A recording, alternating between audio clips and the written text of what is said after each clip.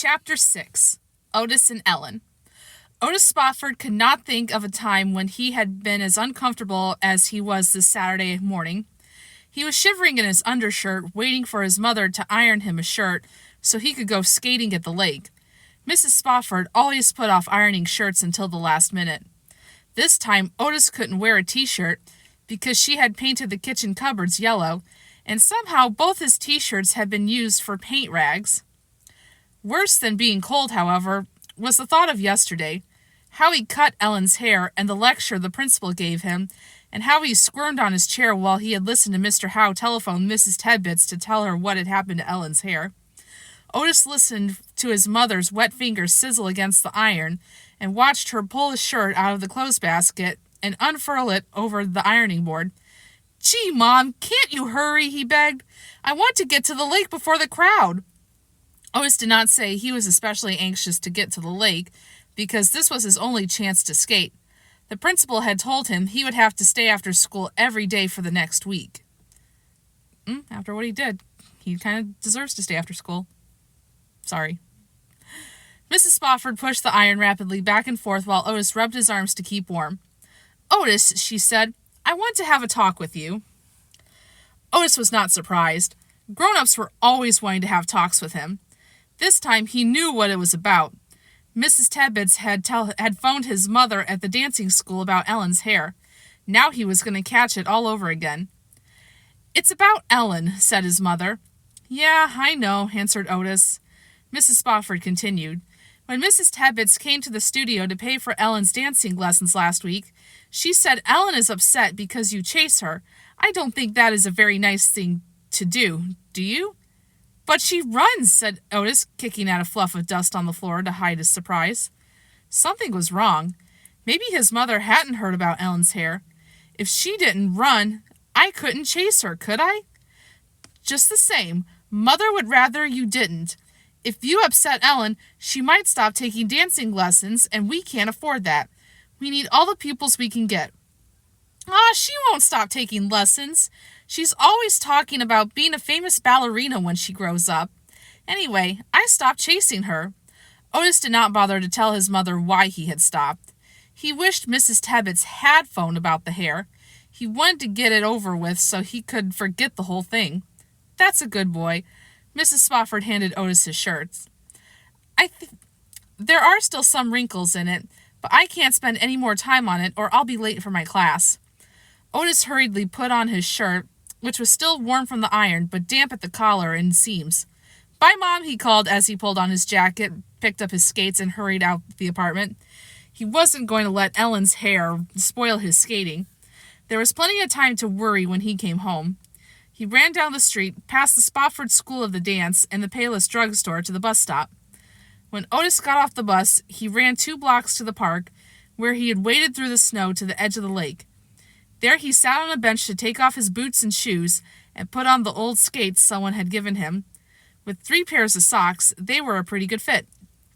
Otis left his boots under the bench and, after knotting the luminous skates of his shoes together, hung them on a bush. There was no danger of anyone taking his shoes by mistake, not with the green lace in one and a pink lace in the other. Anyone at Rosemont School would know those shoes belonged to Otis Spofford. As for his boots, they were plainly marked with his name in indelible pencil. Mrs. Gittler had seen to it that there would be no mix-ups over boots and rubbers in her cloakroom. Otis, who had practiced at Iceland whenever he had enough money, was a fairly good skater. Eagerly he stepped on the ice and started around the lake. It seemed strange to skate without organ music, but it was fun to be outdoors and watch snowflakes drip down on the ice and the trees around it. Around and around the lake he skated. His troubles over Ellen's hair no longer seemed important. Otis was enjoying every minute, but he could hardly wait for some other fellows to arrive. Then he would really have some fun. Otis started darting in front of skaters to see how close he could come without hitting anyone. Here there was no attendant to tell him to stop, the way there was at Iceland. Ahead of him was a girl on white figure skates who was moving timidly along the edge of the lake. Her ankles wobbled, and she held out her hands, ready to grab a bush if she started to fall. Otis noticed that she had short brown hair that curled around her red earmuffs. Otis darted in front of the girl and then looked over his shoulder to see what was happening. The curly-haired girl started to fall. As she grabbed a bush, Otis saw who she was. He was so surprised that his feet flew out from under him, and he sat down on the ice so hard he bit his tongue. The girl with the curly brown hair was Ellen Tebbets. "Otis Spofford, you leave me alone," said Ellen furiously as she clung to the bush. "I've had enough of you." Otis sat on the ice and stared. "Your hair," he gasped. "What did you do to your hair?" Ellen glared. "Mother cut it off even and gave me a home permanent, so now my hair will be curly while I wait for it to grow long enough for pigtails," she answered as Austin coasted across the ice to her side. Austin pretended not to see Otis. "Come on, Ellen," she said. "There are some people around here we don't want to have anything to do with." "But just the same," said Ellen fiercely to Otis, "you're going to be sorry for what you did. You've been teasing me ever since you came to Rosemont School, and I've had enough. You're just a pest. That's what you are." Otis recovered from his surprise and got to his feet. "Aw," he muttered, not wanting to let on that he was already sorry. So that was why Mrs. Tebbets hadn't phoned his mother. She had been busy curling Ellen's hair. Ellen's brown eyes flashed. "And you know something else?" she asked. "I'm not scared of you anymore." She stepped forward and put her hands on Otis's shoulders and pushed as hard as she could. Otis staggered backwards and sat down hard on the ice a second time. The wind was knocked out of him. Unable to speak, he stared up at Ellen in amazement. Ellen Tebbets pushing him. Ellen of all people. "So there," said Ellen. "Yes, so there," repeated Austin, joining hands with Ellen. "So there. Tee-hee!" Ignoring Otis, the two girls skated hastily away along the edge of the ice. Dazed, Otis stared after them. He would not have been surprised if Austin had pushed him. But Ellen... When he finally got to his feet, something made him glance over his shoulder. Ellen and Austin, no longer shaky on their skates, had circled the lake and were behind him once more. "Maybe I better sort of disappear in the crowd," Otis thought before he had a chance. But before he had a chance, Austin spotted him. She scooped up a handful of snow, wadded it into a ball, and threw. Otis ducked too late. The snowball slammed against his shoulder. Some of the skaters in the crowd laughed. "I bet that old brother of Austin's taught her how to throw," Otis thought crossly. "Pie face," said Austin haughtily as she and Ellen skated by. "You just wait." Otis skated unhappily around and around the lake. He was careful to stay out of the girls' way. Skating wasn't so much fun after all. Maybe he should leave and go coasting instead. Then Otis caught a glimpse of George and Stewie through the crowd. Eagerly, he skated toward the two boys. Now he would have some fun. "Hi, fellows," he said, dragging one toe on the ice to slow himself down. "Gee, I thought you'd never get here." "Hi," answered George and Stewie. They sort of sound funny, thought Otis, but he said, "Come on, I'll race you around the lake." Stewie looked at him coldly and said, "Why don't you go find somebody to pick on? Somebody littler than you." "Yes," agreed George, "some girl." For a minute, Otis was unable to believe what he heard. "But," he said weakly, he couldn't find a word to finish the sentence. Without so much as a backward glance, George and Stewie skated off into the crowd. "Aw, hey, fellas!" Otis called, but no one heard. Dazed, he stood and let the crowd skate around him. Gee whiz! Didn't he have any friends left? Just because he cut off a hunk of Ellen's hair when he didn't really mean to, did the whole world have to turn against him? And Stewie, why, it was old Stewie who egged him on. If it hadn't been for Stewie, he wouldn't be in this mess at all. Some friend he turned out to be. "Out of the way, stupid," said a skater. Still dazed, Otis made his way through the crowd to the edge of the lake. Now he had to avoid not only the girls, but George and Stewie as well. He guessed he wouldn't skate around the lake anymore. Half-heartedly, he tried skating backward, but it wasn't any fun alone. While Otis was trying to think what to do, he caught the sound of his name above the scrape of the skate blades on the ice. It was Linda speaking to two girls he did not know. "See that boy over there? His name is Otis Spofford," Otis heard her say. "He's in my room at school, and yesterday he did the awfulest thing. There's a girl who's been trying to grow pigtails for months, and Otis moved away. He didn't want to hear how terrible he was. Couldn't anybody see he hadn't meant to cut Ellen's hair? Things just happened too fast, was all." Otis practiced skating with his hands in his pockets a while, but he didn't enjoy it. A light flurry of snow fell, and the wind grew colder. Otis knew it was time to start home for lunch. He might as well. He wasn't having any fun anyway. But when Otis went to the bench to get his shoes and boots, he found Ellen and Austin there ahead of him. Their noses were red and their fingers looked numb as they unlaced their skates and put on their shoes. Otis started to slip away before they saw him, then suddenly changed his mind. Why should he be scared of a couple of girls? Maybe he had done something he shouldn't. But what could they do to him besides push him and throw a few snowballs at him? Nothing, that's what. "Frizzletop!" Otis yelled at Ellen. There, that ought to show him he wasn't worried. The girls ignored him. Ellen leaned over to find her boots in the pile that had collected under the bench. Otis could see snowflakes clinging to her new curls. "Hey, Frizzletop! Leave my boots alone!" Otis yelled, and clapped his damp gloves together to warm his hands. Otis Spofford worried by a couple of girls. Ha! What a joke!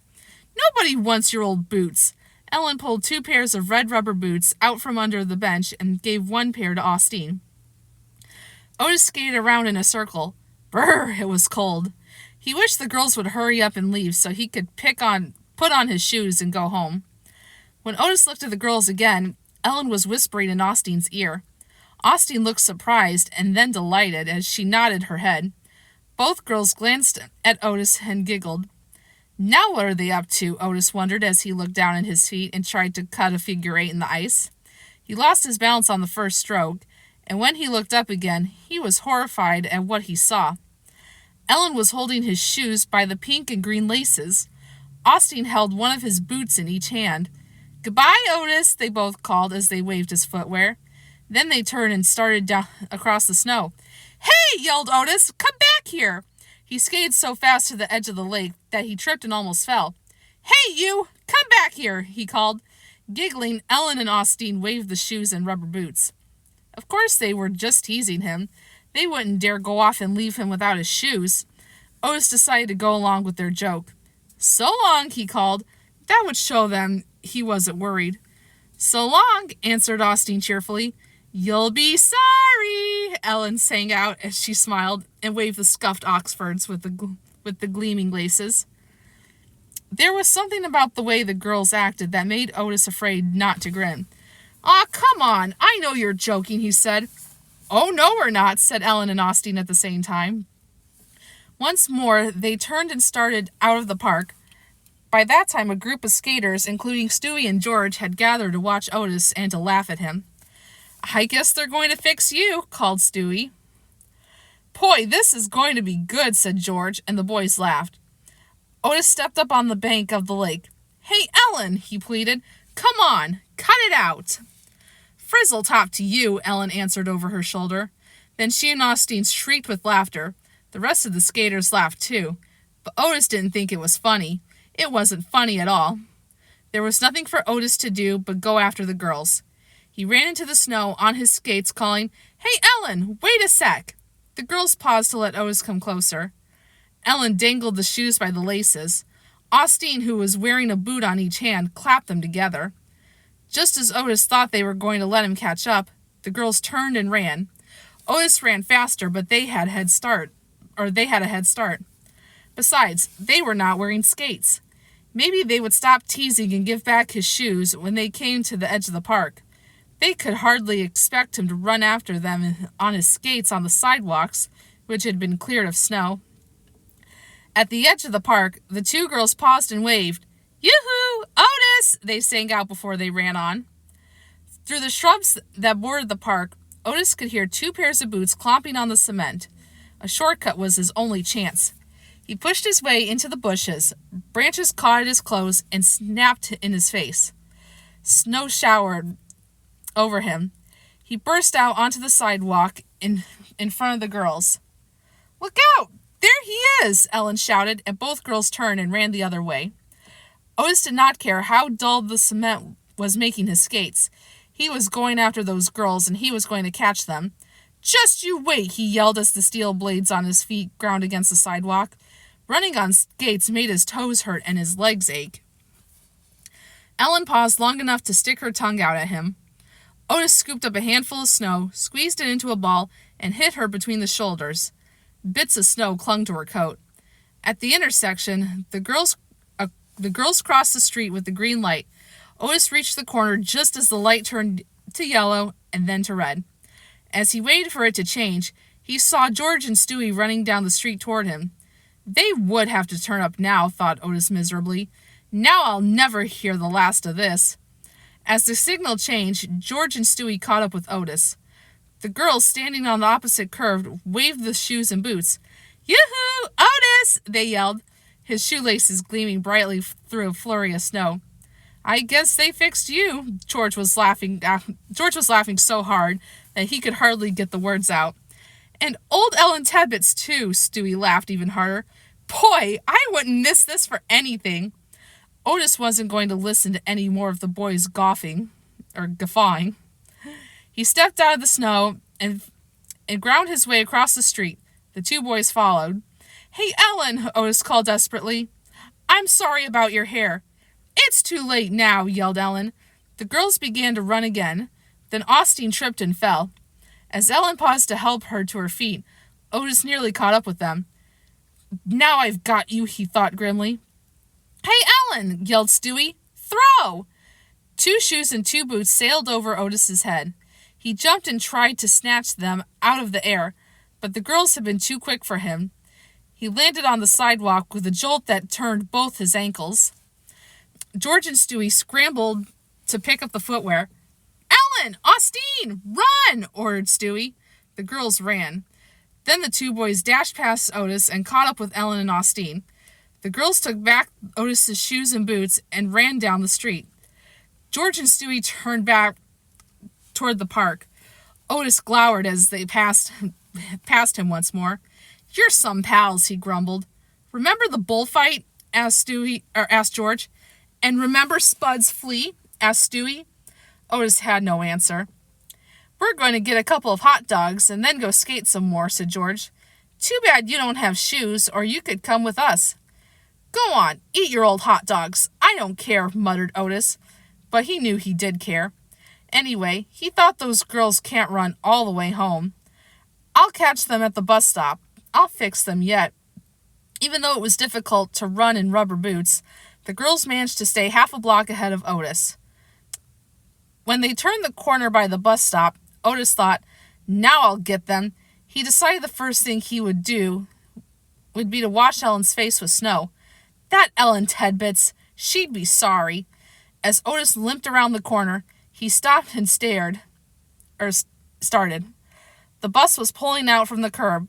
Ellen and Austin were not in sight. Hey, come back here, Otis yelled at the bus. He could not believe the girls had actually left him to go home on the bus without his shoes. He looked around to see if they had hidden his shoes and boots. Then he looked after the bus. There in the back window was the very thing he did not want to see. Ellen waving his shoes, Austin was waving his boots. Otis had made a good hard snowball and threw it after the bus. How his legs ached. Leaning against the bus stop sign, he glumly made a design in the dirty snow with the point of his skate. Girls, he thought bitterly, and Ellen Tebbets of all people. And just because they were best friends, Austin had to help her. When he caught up with them, he would not only wash their faces, he would put snow down their necks. Otis began to worry about getting on the next bus. Probably the driver wouldn't let him on wearing skates. Well, he couldn't very well take them off. He turned down his pant cuffs and stepped into a pile of snow so his skate blades wouldn't show. When the bus came, Otis's fingers were so cold that after finding the dime in his pocket, he dropped it on the floor, where it rolled under the driver's seat. I'll get it, said Otis quickly, but the driver had already bent to pick it up. When the man straightened up with the dime in his hand, he looked at Otis shook his head and said, I suppose there's some reason why you're wearing skates on the bus? Isn't it all right? Asked Otis. They aren't very sharp. See? He grabbed the fare box to steady himself and held up one foot. I see, said the driver as the passengers began to laugh. Is there a rule that says I can't wear skates on the bus? Otis wanted to know. The driver had to let him ride. He couldn't walk home with his toes hurting and his legs aching this way. The only reason there isn't a rule is that nobody ever thought anyone would want to wear skates on a bus. It takes a boy to think up something like that. The driver shook his head again. Now sit down on that seat behind me and don't step on anyone. Ordinarily, Otis would have been pleased to stir up a little excitement on the bus, but now all he wanted to do was rest his aching legs a few minutes. He wiggled his toes and wondered how many blisters he had. His toes were so numb with cold he couldn't tell. Maybe his feet were raw and bleeding. Boys, muttered the driver as he closed the door and shifted gears. Boys! On the way home, Otis worried about his shoes. What would Ellen and Austin do with them? They were the only shoes he had for wearing to school in cold weather. He pictured himself going to school on his skates. For a minute, he thought it might be a good idea. He would like to see Mrs. Gittler's face when he walked into her room on skates. Then he thought how his legs ached and how he wouldn't be able to play dodgeball during lunch period. No, it wasn't worth it. He would rather wear shoes to school. When Otis got off the bus at his corner by the post office, he thought he heard giggles. The two girls popped out from behind a sign that said, Uncle Sam needs you. Rosy and breathless with laughter and cold, they started running again. This time, they were not running very fast. Now I'll catch you, thought Otis, and I'll scrub their faces with snow. But when he started to run, he found his legs were so tired they would no longer move the way they were supposed to. He felt as if he were running in slow motion. Oh, Ellen, he heard Austin say, as she stopped to lean against a tree. I've run so much my side hurts. So does mine, panted Ellen. But we can't let him catch us now. In the cold air, Otis could see Ellen's breath coming from her mouth in quick puffs. Around the corner they went, past the Payless drugstore, and the entrance to the Spofford School of the Dance. Valerie Todd Spofford was just coming out of the building. Hello, Mrs. Spofford, panted Ellen and Austin as they ran past. Hello, girls, said Mrs. Spofford. My, you're in a hurry, aren't you? Austin nodded and pointed toward Otis, who was trying desperately to put on a burst of speed. Otis Spofford, explained his mother, I am disappointed in you. What did I say to you this morning about chasing the girls? But I'm not chasing them, Otis protested as the girls slowed down to listen. Why, Otis, I just saw you, Mrs. Spofford sounded shocked. He is too chasing us, said Ellen. He chased us all the way home. The girls began to giggle. I was running after them, but I wasn't chasing them. Otis did not suppose his mother would see the difference. Now, Otis, said Mrs. Spofford. Then she saw his skates. Otis Spofford, is that any way to treat a perfectly good pair of skates? No, but... Otis saw Ellen and Austin walking rapidly down the street. Now how was he going to explain this to his mother? No, but... He started again. His mother interrupted. Otis, I don't know what gets into you. Now run along home while I pick up some groceries for lunch. Valerie Todd Spofford turned up the collar of her coat against the cold and hurried down the street. Girls, thought Otis grimly as he limped along his aching legs. And now his mother said he was chasing them. Well, they could keep his old shoes. He didn't care. He probably had so many blisters on his toes, he couldn't get them on anyway. Maybe he would have to stay home from school. Then they would be sorry. Otis felt more and more sorry for himself. The more he thought about himself, the sadder he became.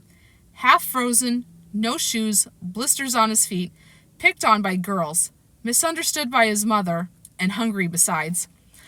When at last Otis limped up the street to his apartment house, the only person in sight was Bucky, who was sitting on the front steps eating a cupcake. There was a lopsided snowman near the steps. Wearily, Otis threw himself down beside Bucky.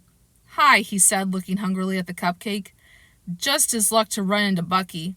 Now he would have a lot of explaining to do about his skates. Little kids always asked so many questions. "Hi," said Bucky, digging into the pocket of his snowsuit. "Want a cupcake? I saved one for you." "Sure." Otis took the crumbled cupcake. He took a big bite. Chocolate with nuts. He felt better almost at once, but boy how he ached. And his feet! "How come you're wearing skates?" Bucky wanted to know. "Because." Otis's answer was muffled by a mouthful of cupcake. What would the kids at school say when they heard about the good joke Ellen played on him? And it was a good joke. He grudgingly admitted. She sure did get even with him for cutting her hair. He just hoped she brought his shoes back before Monday. Otis started to lick the frosting off his fingers so he could untie his skates. Suddenly, Ellen and Austin popped around the corner of the apartment house. "Why, there's Otis Spofford." Austin pretended to be surprised. "Fancy meeting you here," said Ellen sweetly. "Now what?" thought Otis as he glared at the girls. "We found a pair of shoes and a pair of boots at the lake, and we wondered if they were yours," said Ellen. Both girls went off into a gale of giggles. "Otis," said Bucky, "how could you forget your shoes?" This made the girls scream with laughter. "Aw, cut out the funny business." Otis was too tired to think about washing the girls' faces with snow. All he wanted to do was sit right where he was. "You give me my shoes." "As long as you said you were sorry you cut my hair, and you can have them if you promise to stop teasing me," said Ellen.